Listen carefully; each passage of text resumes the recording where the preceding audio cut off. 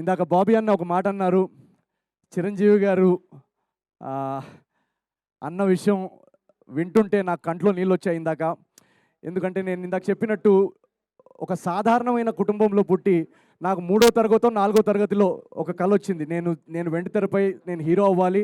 నేను స్కూల్లో 4th 5th క్లాస్లో ఉన్నప్పటి నుంచే ఎప్పుడు నాకు ఇది ఒకటే డ్రీమ్ ఉండేది, నేను సినిమా హీరో అవ్వాలి, నేను యాక్టింగ్ చేయాలి, ఫిల్మ్స్ తీయాలి అని.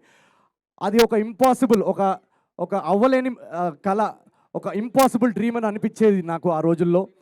ఆ ఇంపాసిబుల్ డ్రీమ్ అని అనిపిస్తున్న టైంలో ఎవరున్నారు మన కళ్ళ ముందు ఇలాంటి ఎగ్జాంపుల్, ఇది సాధించిన వాళ్ళు అంటే నాకు కనిపించే biggest example Chiranjeevi, megastar Chiranjeevi గారు, మా గురువు గారు.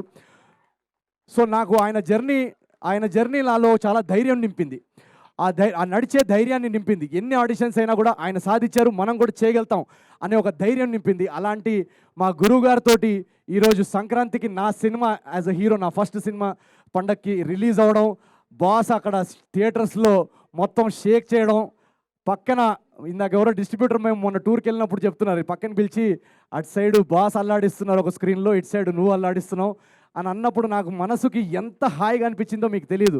మీరందరూ తెలుగు ప్రేక్షకులు బాస్ సినిమా ఒక ఇండస్ట్రీ హిట్ అయింది, దాని పక్కన మా సినిమాని బ్లాక్ బస్టర్ చేసి ఒక చిరంజీవి ఫ్యాన్గా నాలోని ఒక మెగాస్టార్ ఫ్యాన్కి ఎంత పెద్ద గిఫ్ట్ ఇచ్చారో మీకు తెలియదు. So thank you very much to Telugu audience.